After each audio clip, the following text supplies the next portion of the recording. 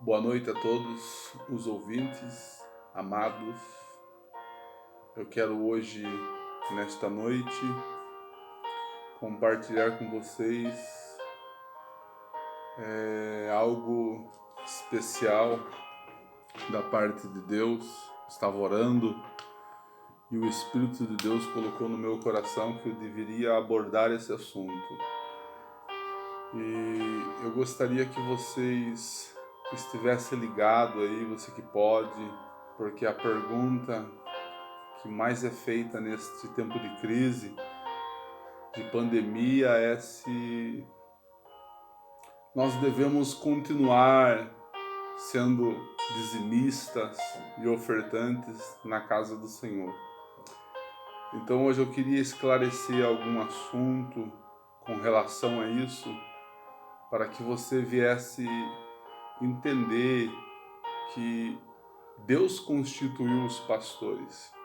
E eu digo isso tudo porque dentro dessa pandemia as igrejas se fecharam, e não é nem por mim, porque eu tenho meu trabalho secular e Deus ele tem me abençoado, mas eu fiquei pensando nas lideranças que a vida inteira dependeram da igreja, dependeram daquele ministério a qual eles estão ali exercendo. E hoje nessa pandemia todo mundo ficou dentro da sua casa, aprisionado, com medo de se arriscar, com medo de sair para a rua. E olhando para a Bíblia, eu comecei a entender quando Jeremias, no capítulo 3 e o versículo 15, ele escreve dessa maneira. Eu queria que você, se pudesse me acompanhar, mas se não puder, só ouça. Está escrito assim, dar-vos-ei pastores segundo o meu coração, que vos apacente com conhecimento e com inteligência. Então eu queria que você pensasse nisso. Deus, pela boca do profeta Jeremias, há muito tempo atrás, ele disse que nos daria pastores, que apacentaria as nossas vidas. E eu me lembro que quando eu vivia uma vida destruída pelas drogas, lá na Vila Hortência, Deus colocou um homem de Deus, evangelista, a qual muitos conhecem, pastor Mário, a qual ele me ajudou muito, me evangelizou, ali falou de Jesus para mim, e eu conheci o evangelho porque era uma promessa de Deus. O próprio Jeremias, que era o profeta que mais chorou por causa da igreja, por causa de ver o que estava acontecendo, ele pronuncia em uma das suas profecias que Deus daria pastores, que nos capacitaria.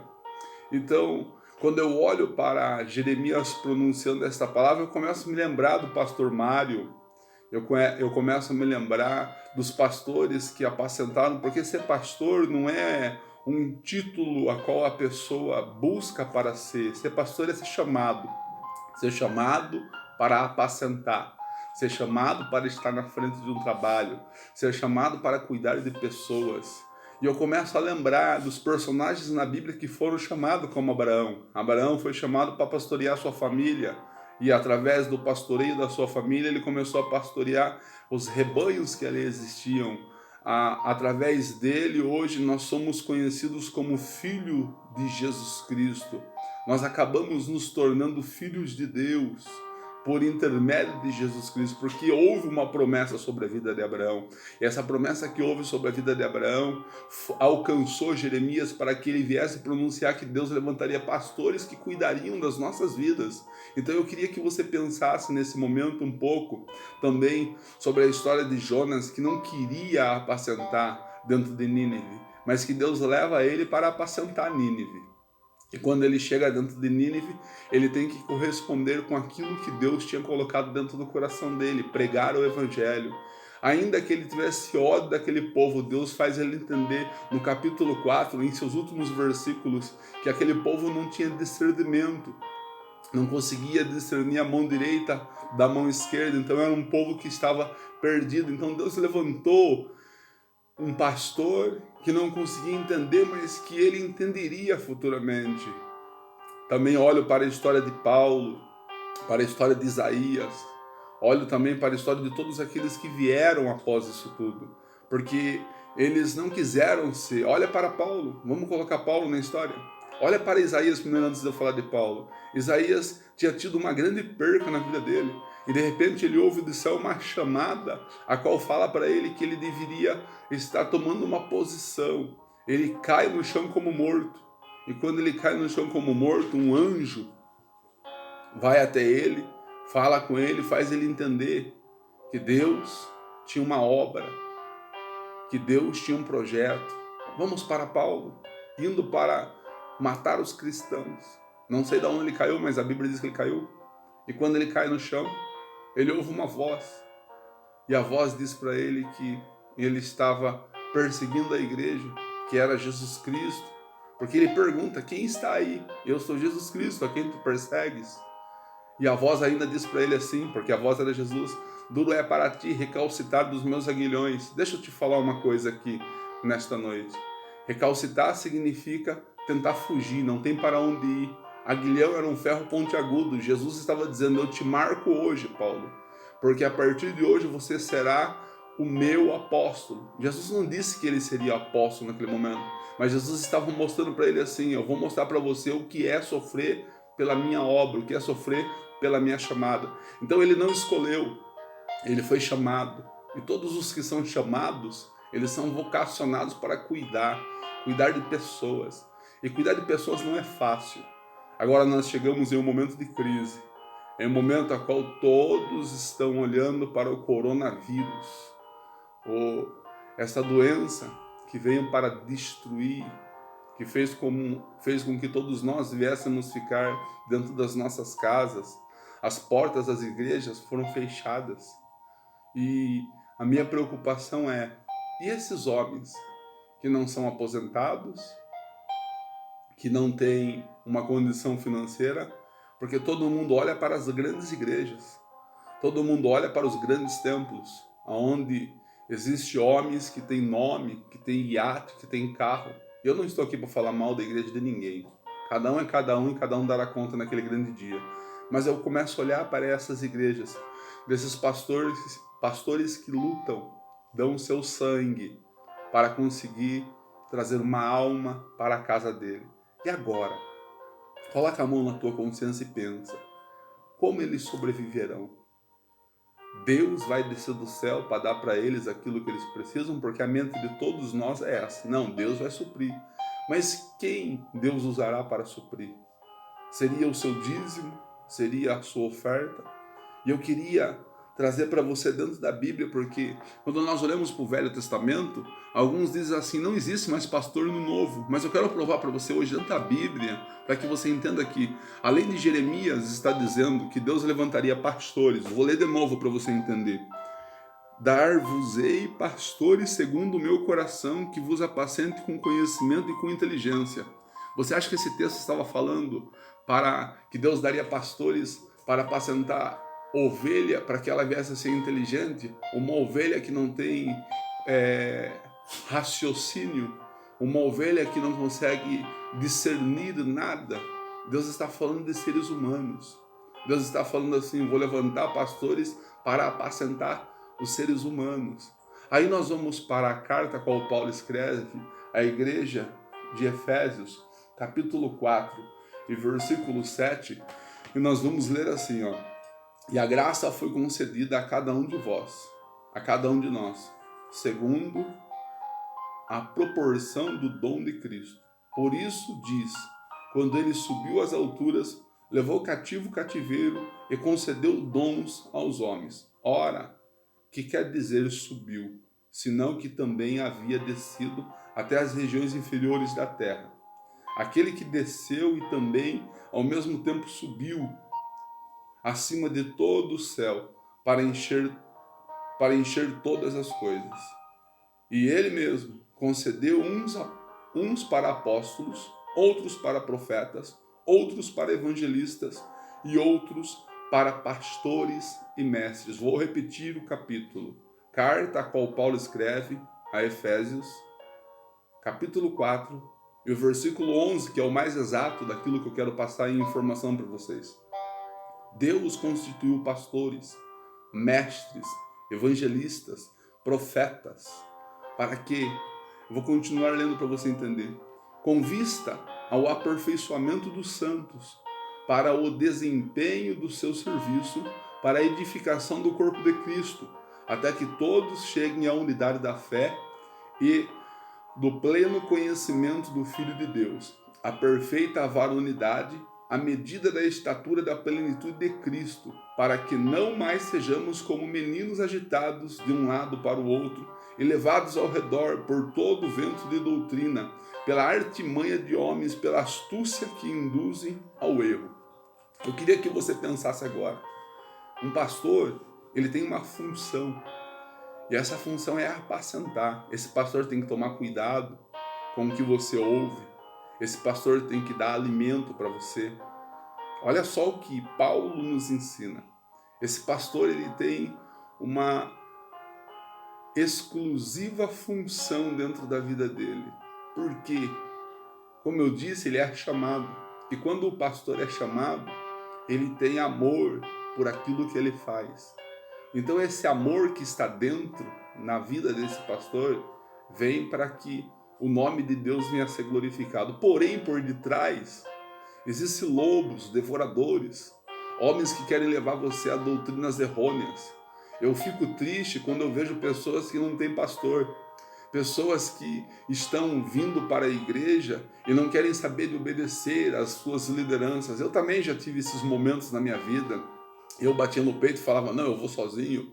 Só que eu entendi que eu preciso estar debaixo de uma liderança. E eu ouvindo Josué Brandão essa semana, eu entendi muito, não só aquilo que ele estava ali ensinando, mas eu consegui compreender que ter um pastor é você levar uma pancada com menos dor, porque existe uma cobertura, e essa cobertura que está na sua cabeça, ela está livrando você das bordoadas. Não que nós não vamos levar bordoada, nós vamos levar bordoada, só que as bordoadas vão doer menos, porque existe uma liderança. Agora eu pergunto, e quem não tem esse pastor? E quem não tem essa liderança? Vai doer mais. Sabe por quê? Porque é levado ao vento por todos os tipos de doutrina. Se fala que aqui há um profeta, ele vai atrás do profeta. Se fala que lá tem riqueza, ele vai atrás da riqueza. Se fala que lá tem cura, ele vai atrás da cura. Só que ele esquece que o poder que traz cura, avivamento, transformação, primeiro ele nasce dentro do coração da sua liderança, para ele ser repassado para a igreja, e a igreja testemunhar das maravilhas de Deus. Não existe você seguir um tempo, uma formalidade a qual é pregada para você e se esquecer que Deus nos deu essas lideranças para que nós viéssemos respeitá-las e ter elas como cuidadoras das nossas vidas. Por que que o pastor existe? Porque ele tem uma obrigação de te ensinar, ele tem uma obrigação de fazer você entrar no céu. E para isso ele tem que pegar os 31.173 versículos, 1.189 capítulos, 66 livros, 39 do Velho, 27 no Novo, e pegar tudo isso e tentar diluir sobre a tua mente, para que você entenda o projeto, para que você entenda a realidade daquilo que você tem que viver. Porque Ele dará conta de você, Ele dará conta da sua história naquele grande dia. Você está entendendo o que Deus está falando? Eu quero continuar, porque eu quero ser rápido naquilo que eu estou falando. Eu quero continuar para que você entenda sobre a vida dessas lideranças. O que será delas? Deus não vai descer do céu para levar a cesta básica, sendo que Deus te deu o que você tem para que você viesse a ser um dizimista fiel, para que você viesse a ser um ofertante fiel. É porque alguém está cuidando de você, alguém está orando por você, seja no monte, seja no quarto, com a porta fechada, alguém está fazendo alguma coisa. E eu quero que você não me interprete mal e pense, ele está falando isso porque ele quer dinheiro. Não, ao contrário, eu estou pensando nos pastores, lideranças, presbíteros, homens que estão se doando, homens que estão se dando, homens que, se você precisar ligar para eles, eles vão sair da sua casa e vão ungir você, sabendo que eles podem pegar um vírus, sabendo que eles podem até mesmo morrer, como os médicos estão nos hospitais, como os enfermeiros na China, na Itália, na Espanha, no Brasil, como os muitos já morreram, porque o cargo, aquilo que eles carregam dentro deles, não nasceu dentro deles. Eles têm uma obrigação com aquilo que eles assumiram para dar para você. Vamos para o próximo texto, para que você entenda um pouco mais daquilo que Deus quer falar sobre o nosso coração. Eu queria que você abrisse a sua Bíblia em Gálatas 6:6, para você entender um pouco mais como eles... Porque tem muita gente que usa a teoria, um pensamento que foi implantado por homens para querer rebater a verdade bíblica. Capítulo 6 da carta a qual Paulo escreve a Gálatas, e versículo 6, está escrito assim: aleluia. Mas aquele que está sendo instruído na palavra, faça participante de todas as coisas boas aquele que o instrui. Agora eu vou fazer uma pergunta. Se você está sendo ensinado, se você tem uma liderança, você prospera, você tem condição, você vai deixar essa liderança morrer? Você vai deixar essa liderança padecer? Sendo que essa liderança que te ganhou, essa liderança que deu a vida por você, se preciso for, ele dá a vida por você, porque essa é a função de um pastor. Vamos continuar, só para mim ser mais sucinto e mais rápido. 1 Timóteo, capítulo 5. 1 Timóteo, capítulo 5. Uma das cartas a qual Paulo escreve também para Timóteo, capítulo 5, e versículo 17 e 18. Está escrito assim, ó. Opa, estou na segunda, mas achei aqui. Devem ser considerados merecedores do dobrar. Voltemos. Devem ser considerados merecedores de dobrados honorários os presbíteros que presidem bem, com especialidades, os que se afadigam na palavra, no ensino. Pois a Escritura declara: não amordaçais o boi quando pisa o trigo, e ainda o trabalhador é digno do seu salário.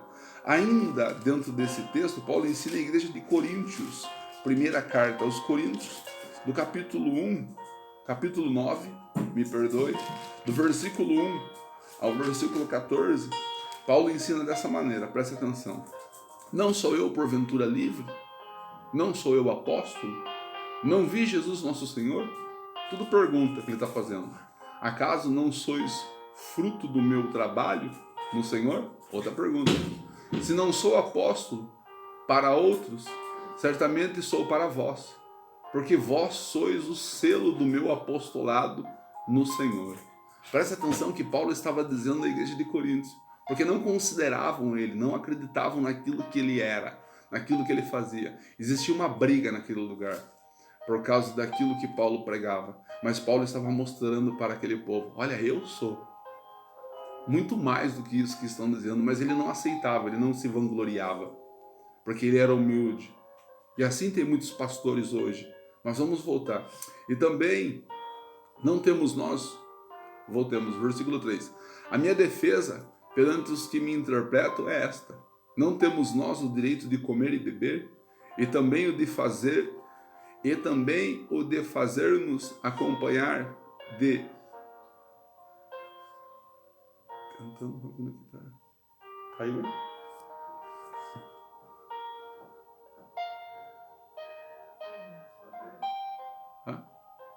Voltou?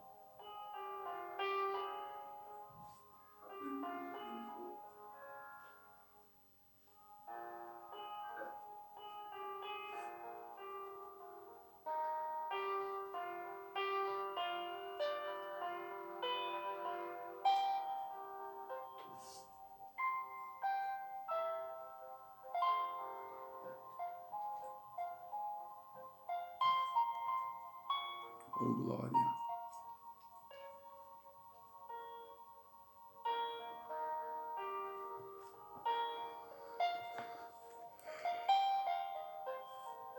Voltando aí, caiu?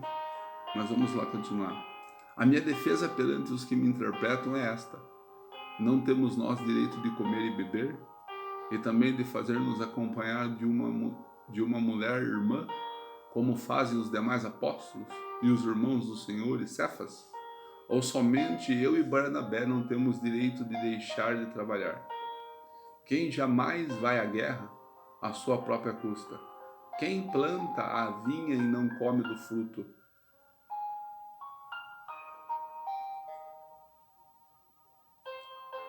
Caiu de novo. Ou somente eu e Barnabé não temos o direito de deixar de trabalhar? Quem jamais vai à guerra à sua própria custa? Quem planta a vinha e não come do seu fruto? Ou quem apacenta um rebanho e não se alimenta do seu leite do rebanho? Porventura, falo isso como homem. Não o diz também a lei? Porque na lei de Moisés está escrito: não atarás a boca ao boi quando pisa o trigo. Acaso é como bois que Deus com bois que Deus se preocupa? Ou é seguramente por nós que ele diz, certo que é por nós que está escrito, pois o que lavra cumpre fazê-lo com esperança. O que pisa o trigo, faça na esperança de receber a parte que lhe é devida. Se nós vos semeássemos as coisas espirituais, será muito recolher de vós bens materiais? Se outros participam desse direito sobre vós, não o temos nós em maior medida? Entretanto, não usamos esse direito. Antes suportamos tudo para não criarmos qualquer obstáculo ao Evangelho de Cristo.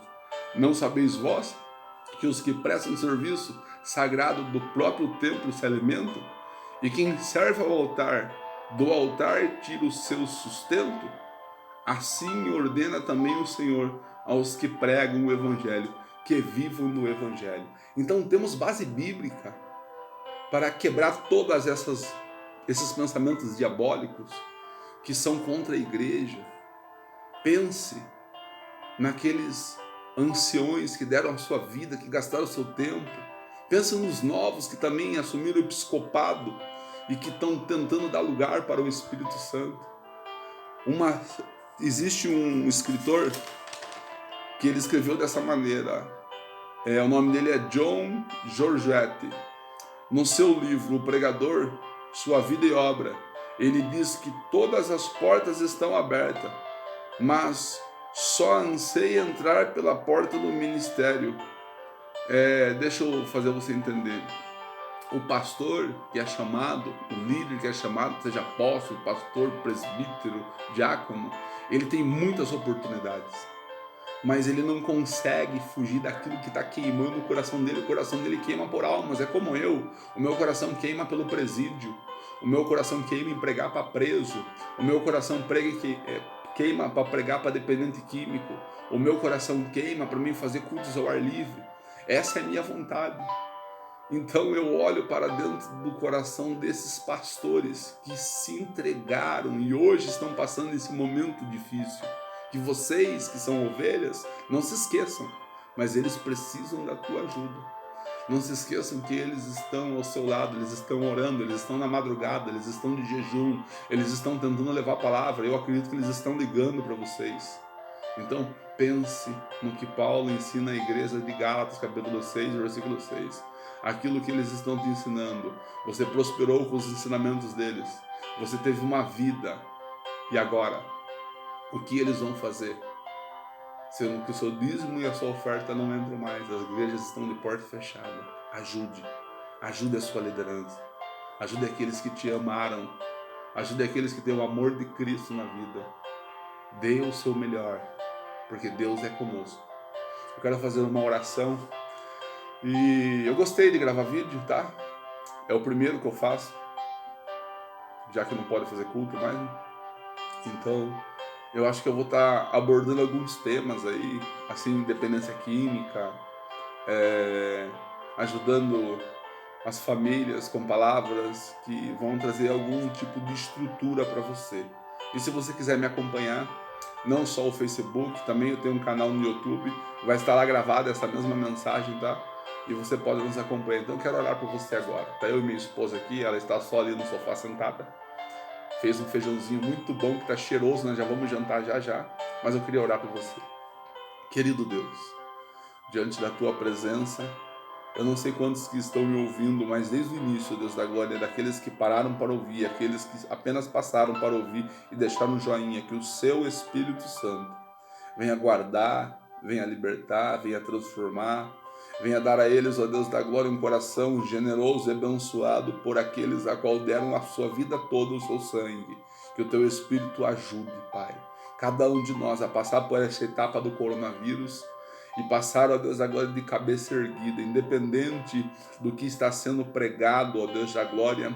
Eu quero pedir, ó Deus da glória, a tua bênção, ó Deus da glória, independente de dizer que a economia vai cair. Eu acredito, ó Deus da glória, que no texto que está escrito na tua palavra, que fui jovem e hoje sou velho, mas nunca vi a descendência de um justo mendigar o pão. Então eu creio na tua palavra, o Senhor tem compromisso com tua palavra, o Senhor vela para cumprir a tua palavra. Então eu profetizo, ó Deus da glória, na vida daqueles que estão aí, ó Deus da glória, que o teu Espírito não vai deixar faltar, ó Deus da glória, que o Senhor suprirá toda necessidade, entrará com providência, com cura, com sinal, com prodígio, com maravilha, porque eu acredito no sobrenatural. Alcança, Deus, em nome do Senhor Jesus. Amém. Amém?